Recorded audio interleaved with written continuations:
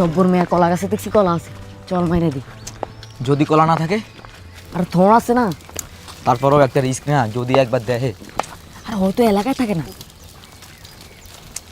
তাও যদি আইসে পড়ে? আরে তাও মারে কি বেড়া, তুই ধরতে পারিস তা? আর বেড়া চল। আরে মাম্মা কইছি না কলা আছে, ওই দেখ। কলা তো আছে, কিন্তু নিবি কেমনে? আর বেটা আমি আছি না, চল চল। তুই খারা, আমি যাইতেছি।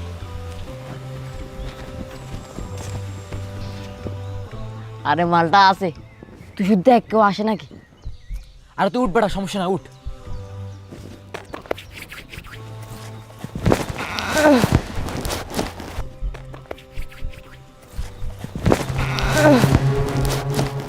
এই এই চোর গাছ রাই করে এগুলা। এই এই বেটা তুই আমার তুই কই যাস? এই খারা, এই চোর। একটা কলা রাখতে পারি না এগুলা, কলার সময় কলা, থোলের সময় সব চুরি করে লয়ে যায়। আজকে গাছটা কাটতেছি। চোর একটা গাছও রাখবো না। এ মুসা, এ ডাটা নিয়ে আয় তো, একটা গাছও রাখবো না আজকে। ও বেটা তুই আমার রেখে চলে আসিস কেন? আমি তো একটু জন্য দাঁড়া খাইতাম। হ, তোর লাগে দাঁড়ালে আমি নিজে তো রাখাইতাম বেটা, তোর লাগে আমি হাঁটবই না। হ্যাঁ আরে চেতস কেন, ছোট্ট একটা মিস্টেক হয়ে গেছে। বন্ধু বিকালে চলে আসিস, গোবর মিয়ার কাছ থেকে আম খাও। না না না, তোর লাগে আমি আর নাই। ওদ্দার পোলাই ডাইডারও যে আমি হাতের কাছে পাইছি, তাহলে দেখিস। এ আয় ধর ধর, কাট। একটা রাখবি না, সবগুলো গোলায় কাট।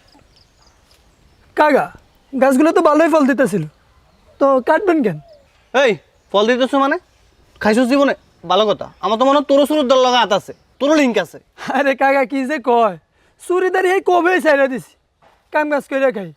আর চুরিদারি না চাললে আপনার পুকুর পাড়ের ডাব গাছের ডাবগুলো এখনো থাকে। এত কথা কওয়া লাগবে না, কাট কাট কাট। আগে ছোটটা থেকে শুরু কর, একটাও রাখবি না, কাট সবগুলো কাট। সালাম আলাইকুম কাকা। ওয়ালাইকুম আসসালাম। কাকা গাছগুলো কাটতেছেন কেন? আরে আর কইস না রে বাপ, আমার বাপ মরার আগে এই গাছগুলো লাগাইছিল। ভাবছিলাম কলা আটিয়া থোঁড়, তো থোঁড়টা হইলেও খামো, আচ্ছা কিন্তু একটাও খাইতে পারিনি। যাওরা পোলা পাইন সবগুলো চুরি করে নিয়ে যায়। এখন চিন্তা করতেছি যেহেতু আমি খাইতে পারি নাই, কাউরে খাইতে দিব না। আচ্ছা আচ্ছা মুসা ভাই একটু, আচ্ছা একটা কথা, গাছগুলো কে লাগাইছে জানি? বললাম না, আমার মরা বাপ লাগাইছে এগুলা। আল্লাহ আপনার বাবাকে জান্নাতবাসী করুক। আমিন। চাচা আপনি কি চান না আপনার বাবা কবরে বসে বসেও সওয়াব পাক? চামু না কেন, অবশ্যই চাই। তাহলে তো কাকা আপনি সেই রাস্তাটাই বন্ধ করে দিচ্ছেন। কিভাবে?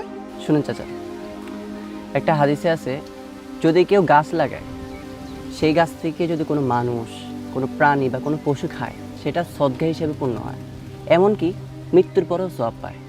আরেকটা হাদিসে আছে, রাসূল সাল্লাল্লাহু আলাইহি ওয়াসাল্লাম বলেছেন, যদি কিয়ামতে এসে যায়, যদি হাতে চারা গাছ থাকে, তাও রোপণ করতে হবে,